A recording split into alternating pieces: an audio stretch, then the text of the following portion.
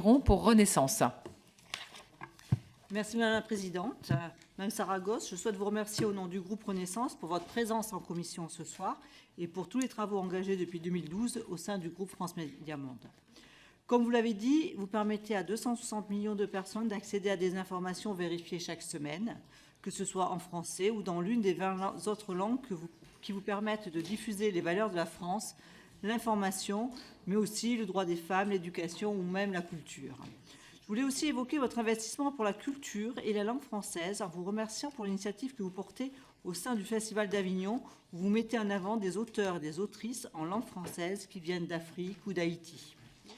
J'aurais pu vous interroger à quelques semaines du début de l'étude du PLF sur vos attentes en termes de budget, vous comparer à vos homologues anglais ou allemands, vous demander si vous pourriez réussir à toucher encore un peu plus de personnes dans le monde avec un petit peu plus de budget, mais vous l'avez déjà largement évoqué tout à l'heure, on n'y reviendra pas. J'ai donc choisi de vous interroger sur votre vision de la francophonie dans le monde. Dès mars 2018, le président de la République a affiché son ambition de développer la francophonie dans le monde.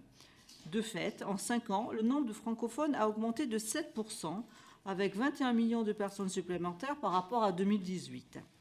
Radio France Internationale a mis en place des initiatives visant à faciliter l'apprentissage de la langue française, comme par exemple le site Français Facile.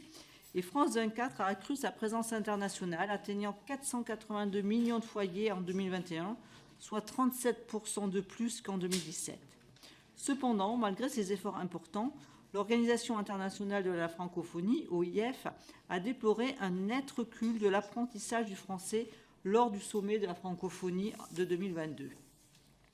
Ainsi, quelle analyse portez-vous sur l'évolution de l'usage du français à l'étranger ces dernières années ? Vous diffusez également donc, dans beaucoup d'autres langues maternelles de vos auditeurs afin d'élargir votre audience et ainsi transmettre les valeurs de la France à des publics non francophones. Comment voyez-vous dans les années à venir la progression de la francophonie et avez-vous au sein même de France Médias Monde de futurs projets qui vont en ce sens ? Merci Madame